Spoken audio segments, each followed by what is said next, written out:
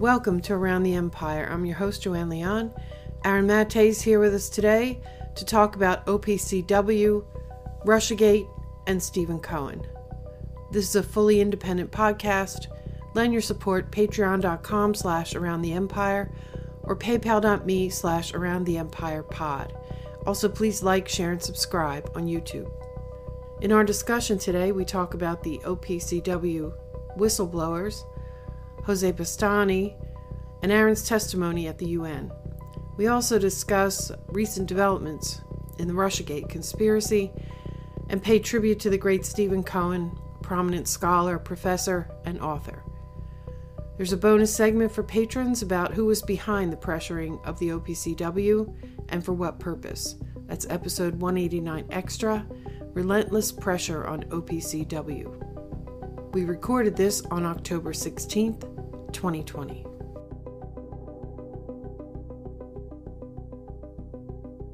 Aaron Maté is talking to us from New York. Hello, Aaron. Thanks so much for coming back on the show. Thanks for having me. So this is an ambitious goal that we have here, that I have, I should say.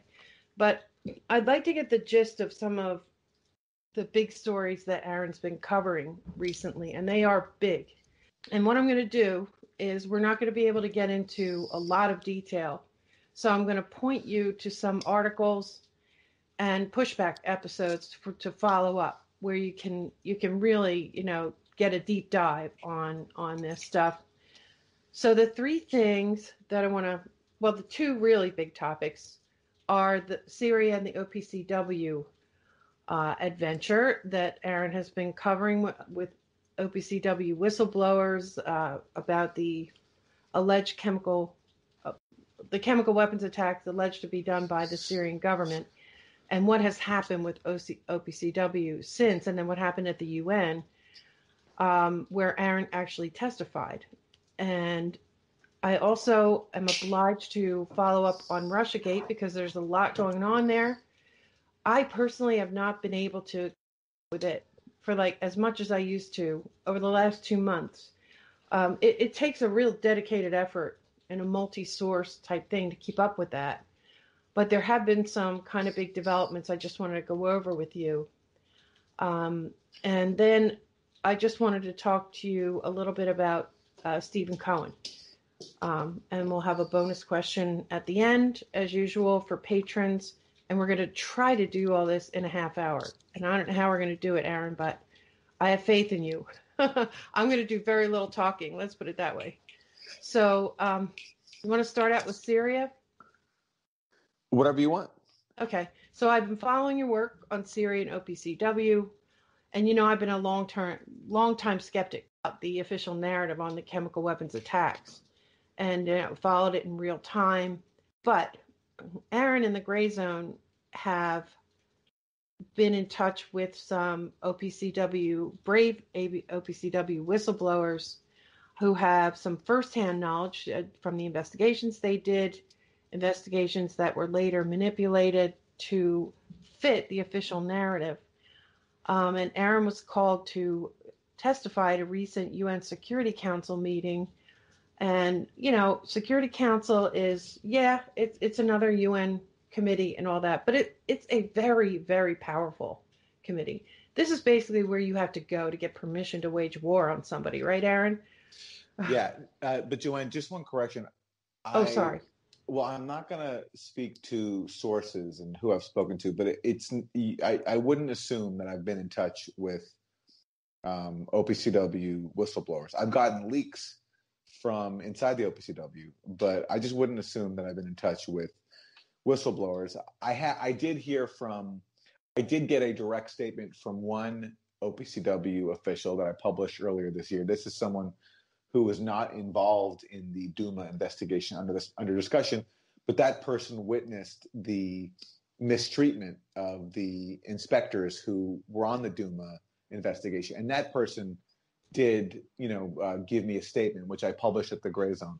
But aside from that, I would not. So there's, it's an arm's length type. Yeah, you're getting the information.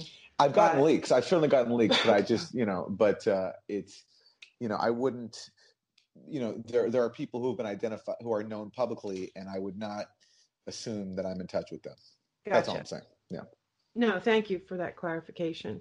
Yeah. So there have been many different chemical weapons attacks over the past 8 years, let's say, of the Syrian war, but the focus has been on a couple of them. And the OPCW has investigated some of them, and they've issued reports, and that's the topic that we're talking about here. So first of all, let's start with the most recent. How did you come to give a statement and be at the UN Security Council meeting? I was shocked when I saw that. I didn't know this was coming. I was like, oh my God, he's at the UN Security Council meeting. How did that happen? Well, just as a way of background, in the absence of any account of CW and a continued refusal to let the inspectors whose evidence was censored and who were sidelined from their own investigation, to let them come and air the evidence and to have some minimal transparency at the OPCW, there's been an effort to litigate this at the UN Security Council with Russia and China on one side, and the U.S., Britain, and France on the other side, because the OPCW itself has completely locked down the inspectors who went to Duma, who found evidence that this was not a chemical attack by the Syrian government, but in fact that this was staged by militants on the ground. They've been maligned by the OPCW, and the OPCW has refused to meet with them and to let them air their suppressed evidence in a transparent manner. So Russia and China have been trying to bring this to the attention of the UN Security Council and try to address the issue there, because at the OPCW, it's just been impossible. So there have been a series of meetings under this mechanism called the ARIA formula, where the UN Security Council holds these sessions that are outside of normal meetings, but there's still a gathering of all the UN Security Council members, plus observer states who might get invited if they're relevant, like in this case Syria and Turkey. So I was invited by Russia and China to speak at one of these sessions, and my testimony is not very significant. All I did was recap my understanding of the story so far based on the leaked OPCW documents that have come out, the ones that were published by WikiLeaks, and documents that I've gotten myself, and as well as what other reporters have gotten. For example, Jonathan Steele, who wrote a really important article on this a year ago in Counterpunch. So I just summarized the story so far, and then and the asking the basic question was, why is the OPCW and the U.S., Britain, and France, which bombed Syria based on the chemical weapons allegations, why are they so devoted to these inspectors, to refuse to let them air the evidence that was suppressed? I think the answer is obvious, because because the evidence shows that this was not a chemical attack, and then accordingly, the OPCW was compromised to justify a U.S.-led bombing campaign. So the implications of this are massive, and that's why I think you see such a dedicated effort to silence the inspectors, to the point where, speaking alongside me at that meeting was also one of the inspectors, Ian Henderson. And, you have someone who's an actual OPCW scientist with actual credentials who conducted the actual Duma investigation. But yet not just the indifference towards him, but in fact the contempt that all the Western ambassadors displayed, calling him disgruntled and not having all the information. I mean, not engaging with the facts he lays out was just quite extraordinary. And that continued a week later at the UN Security Council, where at a full meeting of the UN Security Council inside the actual UN, Russia invited José Bustani, the former head of the OPCW, who was ousted 18 years ago because he stood in the way of the Iraq War. He was trying to bring Iraq into the Chemical Weapons Convention, and that would have been great for world peace, but it would have made it pretty impossible for the Bush administration to justify invading, because that would have meant that Iraq would have been subjected to inspections and inspections of its chemical weapons stockpiles and even possibly destroying them if it were to enter into the convention. So Bustani was kicked out of the OPCW under U.S. pressure, even though his mandate had just been renewed. He was personally threatened by John Bolton, who told him, "We know where your kids live." So fast forward 18 years later, and Bustani gets indicted because he took part in a briefing that was held a year ago that was organized by the Courage Foundation, where one of the inspectors on the Doom investigation gave a personal briefing of how the investigation was censored and presented a lot of the evidence that was suppressed. And so Bustani was very concerned by this and signed on a petition in support of the inspectors.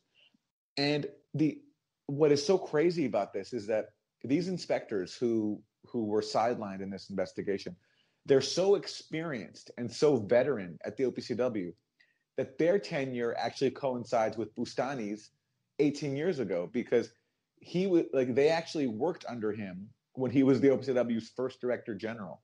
So they've been there, they've seen the whole thing. They've been there for a long time. Yeah. And now both of them left for a bit and then came back. And the reason they came back is because they were, because they were experts and their expertise was in high need. Not everybody comes back for a second term. So in one of the attacks at hand, they were actually on the ground in Syria when it happened, right? Well, in one of the chemical attacks that had happened in Syria, a OPCW inspection team was on the ground. That was Ghouta in August 2013. I don't know if these inspectors were there for that, but gotcha. One of the inspectors, Ian Henderson, he has deployed to Syria multiple times to take part in inspections, which he actually talked about in his session, because there's actually some relevant news that he broke in terms of the OPCW being used to put pressure on Syria and to, lodge false allegations. He actually added some new details about what he witnessed in other inspections, but I don't know. I don't know actually if the inspectors have investigated if these previous particular, but their colleagues were. Okay.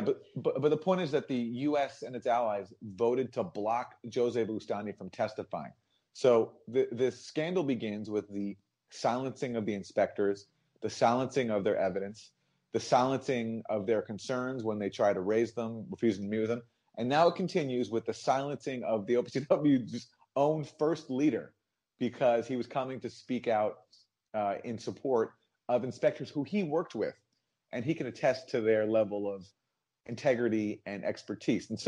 And what's amazing is you have the U.S. and its allies voting to block a high-level official who headed the organization under discussion and try to find a mention of it in the media, in the U.S. media. It's just almost non-existent. The story, kind of like the issue itself, is it's being completely censored in Western media. And that to me is one of the craziest parts, that you just can't get people to pay attention to the story. And the reason is obvious, is because it's not just about an inter-OPCW dispute. It speaks to the core of the Syria proxy war narrative and all of the deceptions that were used to justify the billions of dollars that the U.S. and its allies spent waging a proxy war in Syria with, by staging deceptions like this, that, we have to bomb Syria, we have to overthrow the government because it does things like this. It commits chemical weapons attacks. And now it's, the alleged chemical weapons attacks are now being used to justify the murderous sanctions on Syria that deny Syrian kids food and medicine. So really, the reason why there's such a lockdown on the story is because for it to be considered and for it to be acknowledged, it would just undercut the core of the propaganda that is used to wage warfare on Syria, whether it's the form of bombs and sending in weapons and fighters during the proxy war, or now with an economic medieval siege.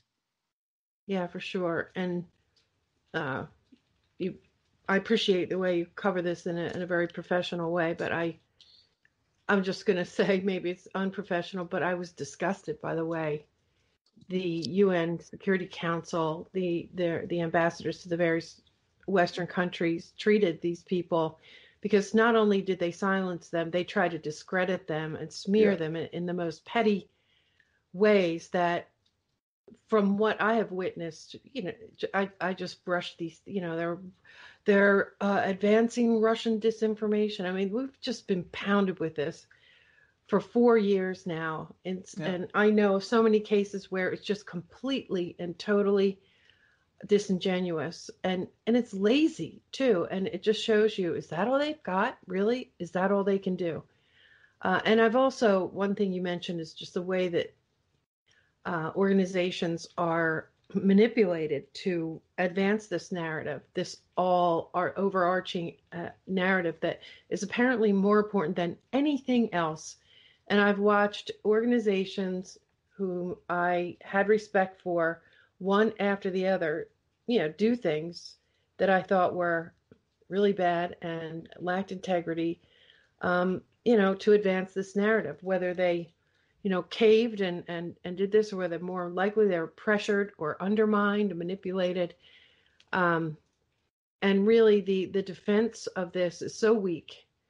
And also just everything I've seen in this war in Syria, maybe in history it won't be considered one of the most important wars or the great wars, but I think it is, for a lot of reasons and in what it exposed. And I think it was a turning point for this country, but that's just my own view.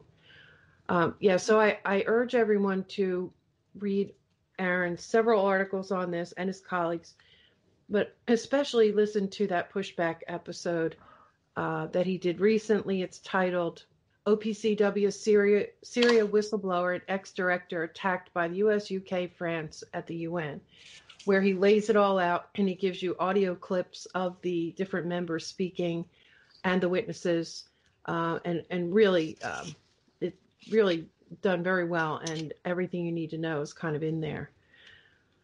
So I'm going to come back to Syria in the bonus question, but let's talk about Russiagate for a little bit, because we have been talking about Russiagate for years.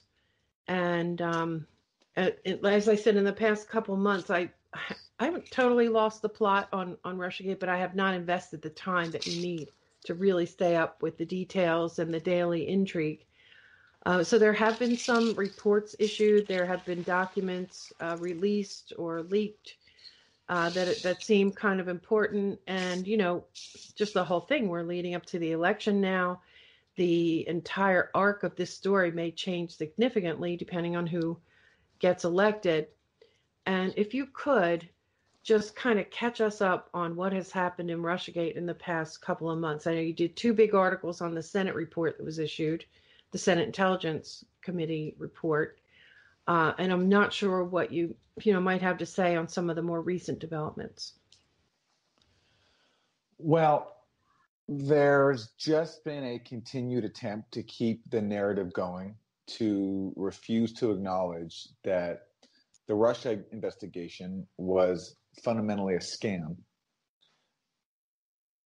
And it's just amazing how the propaganda effort has been so strong that there is, even though there's so many damning revelations coming out constantly, it just doesn't make a dent in the narrative. It's hard to know where to begin. There, and it's these things get attention for a week or two, and they're treated as the biggest bombshell in the world, and then they go away because they're actually, deep down, everyone knows there's actually that it's all just propaganda, that it's all talk. So, for example, in August, you had that Senate intelligence report, and that was treated as like the, finally, yes, now the Russia investigation was valid, and it was treated as the investigation that Mueller failed to do. There's been this huge effort to now throw Mueller under the bus. Oh my God! But by the same people who used to worship him and then tell us that he was going to bring Trump out of the White House in handcuffs, and he was this hero. He was this mythic figure. And then it turned out when he spoke about his investigation that he didn't have a basic grasp of it, which was just so sad, but also so perfectly telling of the fantasy that Russiagate was. And so the Senate intelligence report claimed, the big headline was that Konstantin Kilimnik, this longtime associate of Paul Manafort, that he was really a secret Russian intelligence officer. And they tried to recycle this old conspiracy theory that Kilimnik got sensitive polling data from Manafort, and then he might have passed that on to Russia for their sweeping interference operation. I mean, even if you accept for a second this view, and it's only a view, that Kilimnik is really a Russian spy. The idea that he could use this polling data for something is just so laughable. Like, for what? For these Russian ads that weren't even about the election and didn't even, and most of them didn't even air until after the election. It's just farcical. But then you look at the actual allegation itself, and it's just, this, what the Senate did, just like Mueller, is they ignored so much documentation that Kilimnik was actually a sensitive source giving information to the U.S. Embassy in Ukraine, that when he and Paul Manafort were working in Ukraine, they were not working, on behalf of so-called Russian interests. They were trying to move Russia out of Ukraine and push Ukraine into the Western orbit, which was the U.S. policy at the time. Like, that was their attempt, and they failed. But all that gets ignored to paint this narrative. And, in terms of why it happened, I think it just speaks the same reason why Maria Butina was indicted and prosecuted. And we were told for, a long time that she was a Russian honeypot spy, as possibly a part of this grand Russian scheme connecting the NRA to Russia and Trump and all this crazy stuff. It's because they need a Russian to get to justify the narrative. They need a Russian. And of course, the irony in Kilimnik's case is that he's actually born in Ukraine. He's a citizen of both countries, and he is a guy who's actually been the bulk of his career has been working in support of U.S. government interests inside Ukraine. He was the head of the Moscow office of the International Republican Institute, which is a U.S. government organization. John McCain was the president for a long time.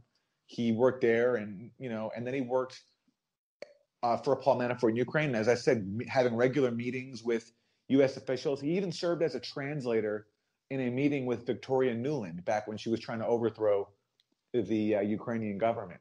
So, yet the Senate Intelligence Committee raises no concerns about any of that, because it sort of barely acknowledges it, and instead tries to make this thing about him being a Russian spy. But look, it's ridiculous, and it's a part of a pattern where Mueller didn't try to interview Kilimnik, just as Mueller also didn't try to interview Assange, and the Senate also didn't try to interview Kilimnik either. And what they did was they just cowardly accused him of being a spy. They redacted all the information that they say substantiates their belief. And what they do include is just ridiculous. Like in the section where they try to substantiate why he's a spy, they include the fact that he sent an email where they say that he denied Russian election interference. Okay, so even if he did do that, is that an evidence that he's a Russian spy because he sends an email denying Russian election interference? And then you look at the footnote, and what it is that Kilimnik emailed a Financial Times article to his colleague, this guy Sam Patton, and made a joke about how the U.S. government, how the Mueller team or the FBI are looking for Russians everywhere.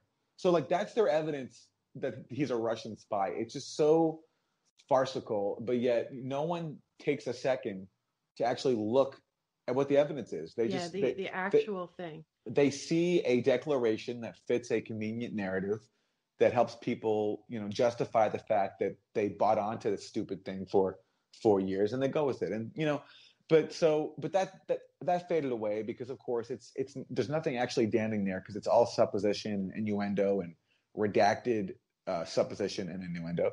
And then we move on to then we learn recently that the FBI very early on interviewed Christopher Steele's primary subsource, and they realized that the Steele dossier was entirely fiction. This was in January 2017, but yet they still got FISA warrants based on the Steele dossier, and they still continued to tell the public that they were investigating it and that it was credible and blah, blah, blah. So, you just have more and more evidence of fraud and deception being used to carry out Russiagate, which makes sense because the whole thing was a scam. And another recent development was you have some notes declassified saying that U.S. intelligence had picked up word that the Clinton campaign was trying to frame Trump and tie him to Russia somehow. And that was treated as some big revelation. But to me, that was just like, we already know that because that was an underlying thing all along. Yeah. Well, yeah. I mean, like they literally hired Fusion GPS and got Christopher Steele to write up those moronic, like those moronic dossier briefings about a high-level Trump-Russia conspiracy. So my only, the one word of caution I'd advise people is I think, people are expecting indictments and all this stuff. And I don't doubt that there was some, I wouldn't be surprised if there was criminal behavior in perpetuating Russiagate. But the thing is, I think also the people who pulled this off are not stupid. And I think that the most damning documents are the ones that we're never going to see, because I would imagine that a lot of them have been destroyed. For example, like what I really care about is, given how so much of this has been shown to be a documented fraud so far. So, collusion, that's a fraud. And the fear mongering about Russian social media ads, that's also a fraud. And it actually began with Democratic staffers who actually spread this theory around to Capitol Hill, which then brought it to Facebook, and then Facebook, under pressure, all of a sudden came out with this thing about Russian ads. So there's every single case you can look at a partisan tie and a fraud. But I'm most concerned now with the underlying issue, which is the emails. Who stole the emails? And that also comes from a partisan entity with deep conflicts of interest, which is CrowdStrike, the private firm that first accused Russia of stealing the emails. They're the ones who first made that allegation. And the U.S. government did rely on CrowdStrike's forensics, not entirely, but at least in large part. And we learned recently that behind closed doors, the president of CrowdStrike, Sean Henry, actually told lawmakers that CrowdStrike had no evidence that anything was exfiltrated by these alleged Russian hackers off the server, which raises the obvious question: if you can't show any evidence of these emails being stolen, then why are you so confidently accusing Russia of stealing them? But of course, we didn't learn that until this year, when really he said that behind closed doors in December 2017. But, in terms of evidence there, I'd like to see the release of the evidence that was used to make the attribution to Russia. What has been shown to us has a lot of holes. And, but the thing is, if there was fraud there, I just don't think we'll ever know it. So, for example, if Guccifer 2.0 was a fraud, they say that's like the U.S. government says that was really a Russian intelligence cutout. Well, if Guccifer 2.0 is not that, and if it was someone trying to pretend to be a Russian intelligence cutout, we'll never learn that unless somebody speaks out, unless we get like a whistleblower like we've never seen before. So, in terms of people's expectations for documents and all this stuff, I suspect that if there really was something criminal, then the evidence of that will have already been destroyed and we'll never see it. Oh, I think it was criminal. I think it was so hugely criminal. It's going to be, and the highest level people are never held to account. Our government's idea of holding people, very, very powerful people, accountable is bringing them in front of generally a Senate committee and scolding them a little bit. And that's their punishment. I saw it with Wall Street. I'm seeing it with Russiagate. But for right now, one of the most important things, their task, certainly the Senate intelligence, but even the media and things like that, is to, in my view, to show that it was justified. The whole thing, the whole investigation itself was justified. It was legitimate because, and I think that indicates where the real crime is, that it never was, that it was a complete manipulation of the awesome powers of, the state apparatus in the United States were used just in a completely fraudulent way, which I think there are so many crimes. That's why we're not going to see it. And the problem is right now is that it's hard to get, people, except for diehard Trump fans, to really care. And I understand why, is because, people want to see Trump defeated. I mean, so do I. I really hope he loses.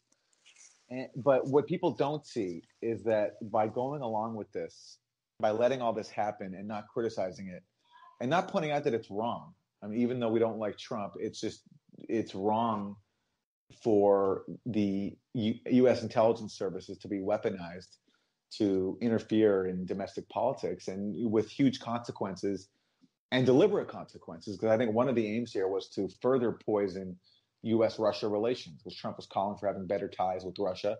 Yeah. So a great way to undermine that is to criminalize diplomacy with Russia, as Stephen Cohen often pointed out, and to accuse Trump of being a Kremlin agent, which is which helps further stigmatize Russia and makes it more difficult to deal with it, and also and B, it also encourages Trump, who doesn't really have any real convictions, to be even more hawkish with Russia than he otherwise would. And that's what's happened. His policies have been way more hawkish on Russia than even Obama's were. And Obama was pretty hawkish, I think. But at least there were a couple of positive things, like the New START treaty, a major treaty limiting the nuclear weapon stockpiles of both countries. I mean, who can be against that? But look what Trump's done. Trump is about to kill that treaty, it looks like. He certainly refused to renew it, which is just crazy. But Russiagate has helped incentivize him to be hawkish, and Democrats have chosen to challenge him from the right on it, which has just led to a total disaster. But so that's just one consequence. And even if it helps, even if no one cares now, and and even if it's totally unfair that it happened to Trump, I mean, the fact is, if we co-sign it now and we don't speak out against it, that same playbook will be used against somebody else in the future. And somebody else who maybe actually will be a genuine peace candidate and a genuine anti-war candidate, unlike Trump, who was he had his finger on the pulse. He saw that saying some anti-war things had some electoral benefit, so he said it. But what if there's a genuine peace, pro-détente candidate in the future? Does anybody believe that this will not be used against them as well in the future? I mean, so what's been established here by using this against Trump has very dangerous implications for the future. Yeah, that's the fundamental thing. And for me, it seems like it always does. The bad things, the ways that powers are weaponized, institutional powers are weaponized, initially they're used against, terrible bad guys that everyone hates. But it always comes around to be used against particularly dissidents. And, if you can't see that, I have a hard time having any respect for your judgment. You know what I mean? Not you personally, Aaron. I mean, you in the bigger sense.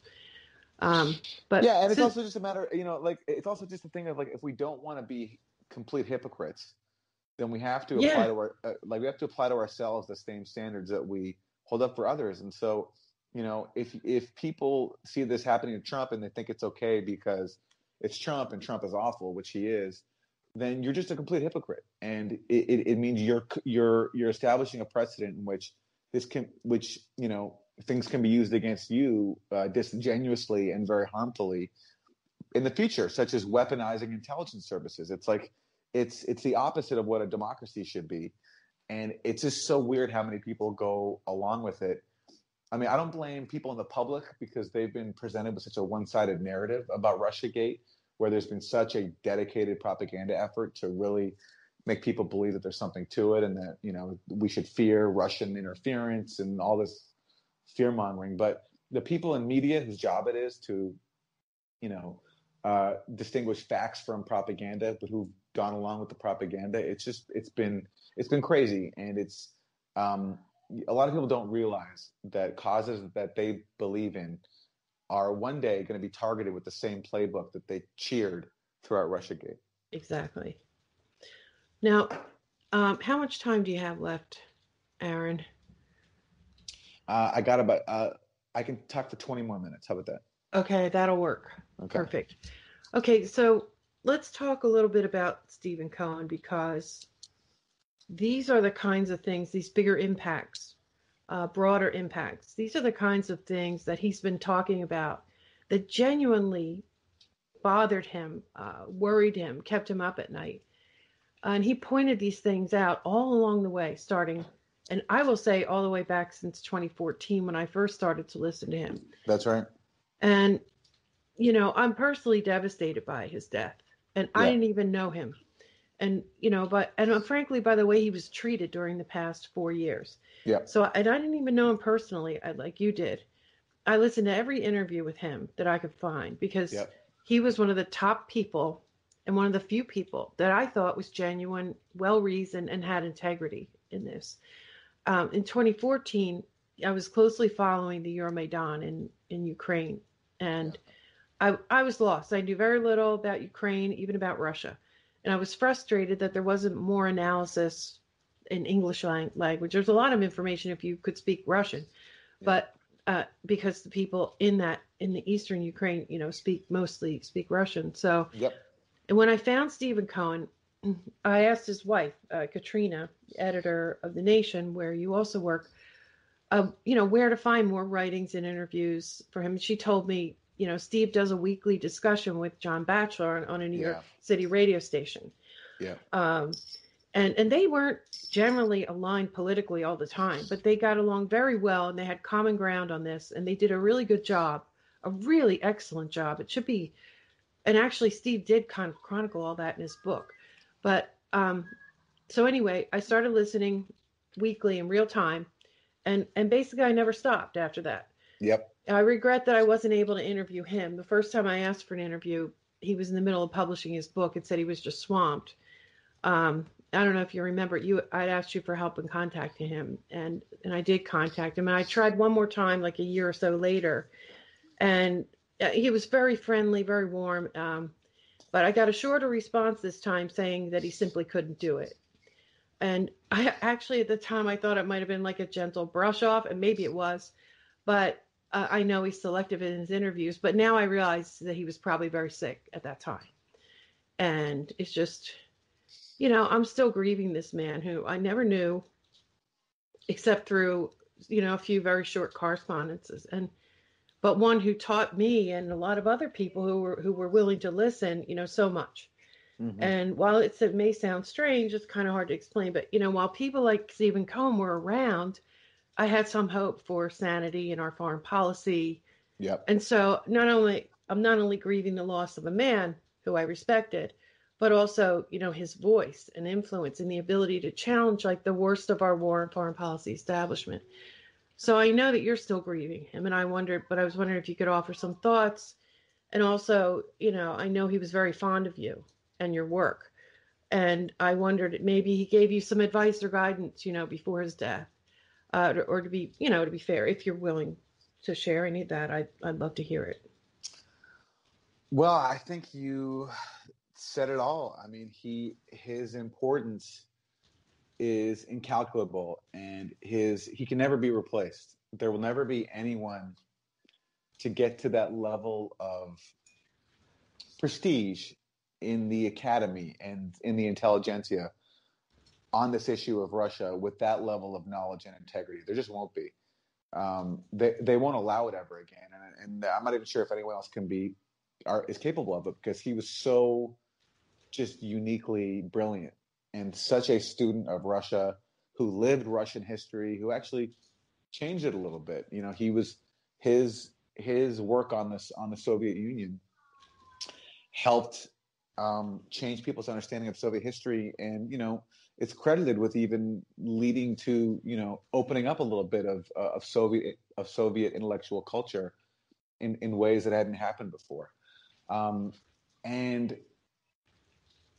what you say about his importance, especially after Ukraine, I mean, it's interesting.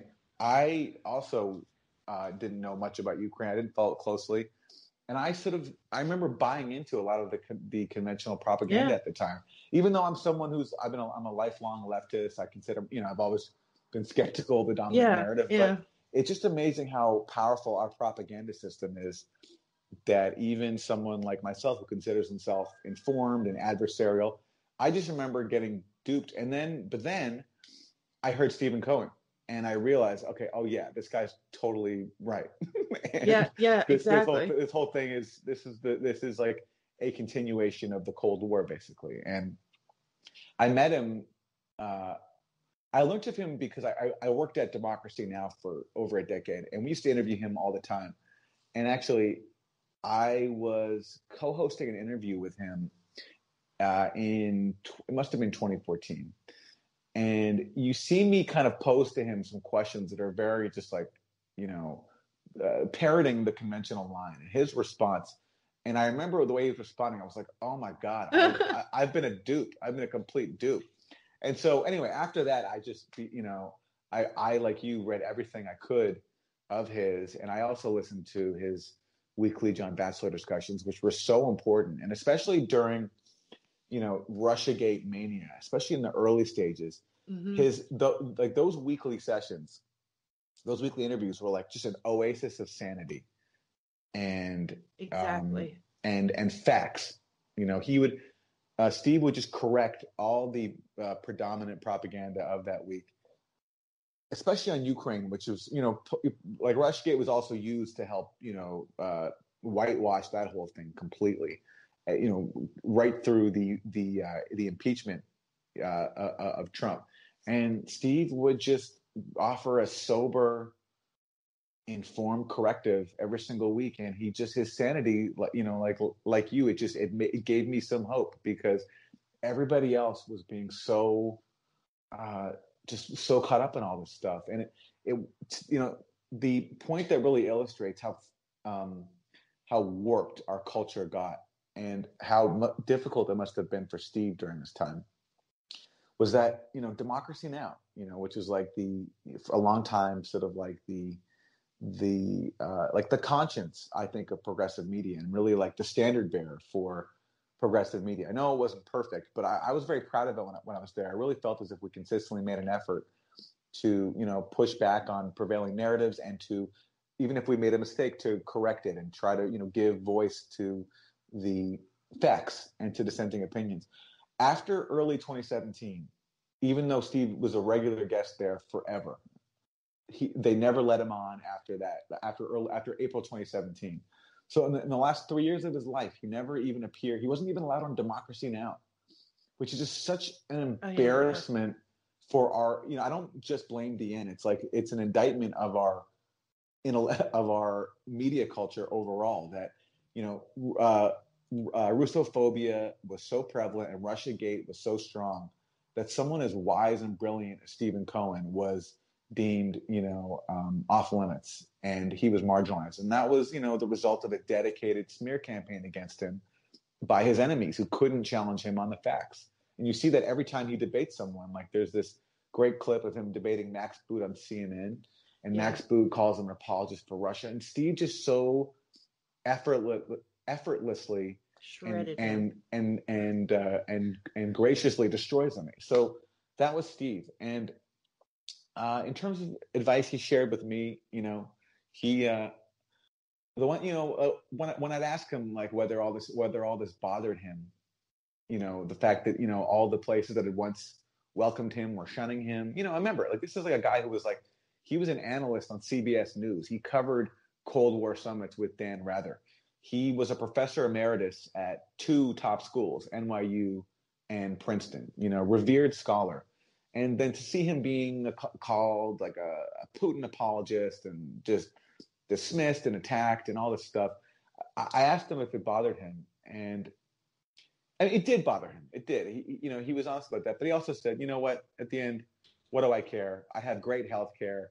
What can they do to me? And I'm not going to be intimidated by smear campaigns. He was just, ultimately, his fidelity was to facts and to principles of peace and cooperation between, these two countries. And he stuck to it. And what he said to me was just things like, no matter what they say about us, our merry little band of Russiagate skeptics, whatever you want to call us, we continue our work. It doesn't matter what they say, because, our commitment is to facts and to try to educating people with what the truth is. And I really took that to heart. And I will obviously continue to take it to heart going forward. But it's just, as you say, it's so hard doing it without him, because not a day passes when something happens. And I think, God, I wish Steve was here to tell us, like, what his take is on this, because he was so informed and so brilliant, and had such a deep historical knowledge to help give us the background to understand what is happening today. Yeah. Yeah, I'm not even going to try to add anything to that because you've said it, and it's a terrible loss. I got one bonus question for you, Aaron, but it's got multiple parts to wrap this up. And rest in peace, Stephen Cohen. You've done great work, and I've learned so much from you.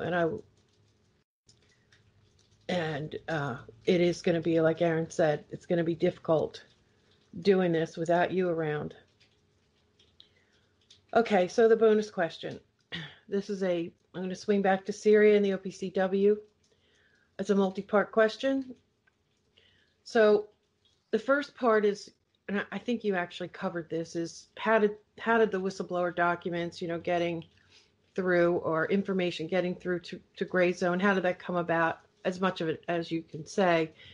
And from what you've been able to gather, so it's clear that there's enormous pressure on OPCW to manipulate or suppress whatever needs to be manipulated or suppressed to advance the narrative about chemical weapons, which is an underlying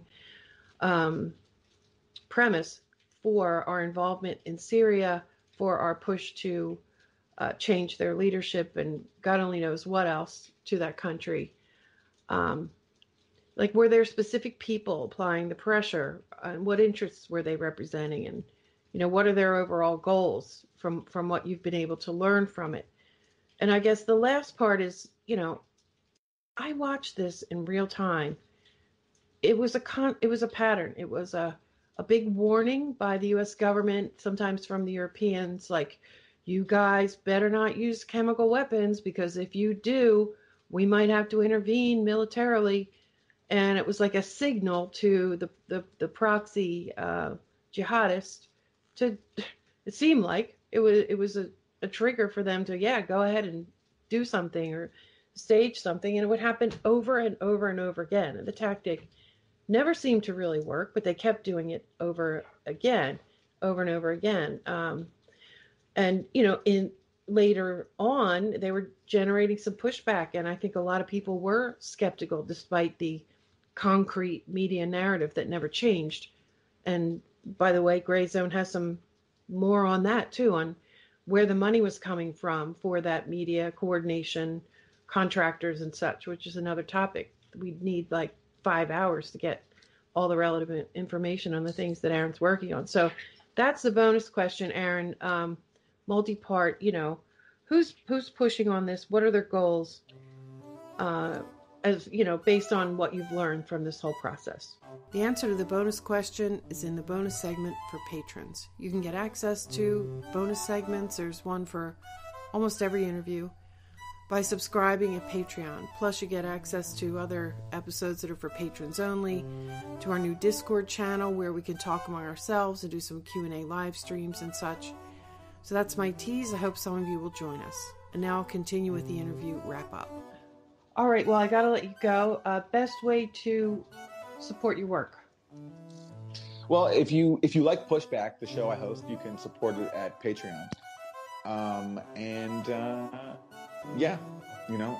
Thanks, Joanne. I always appreciate the opportunity to speak to you, so thank you. You too, Aaron. Thanks so much. Thank you for listening. Special thanks to Aaron Maté. Follow Aaron on Twitter at Aaron J. Maté. Subscribe to his show, Pushback, at the Grayzone channel on YouTube, and support him on Patreon. This podcast is independent media, so listener support is important.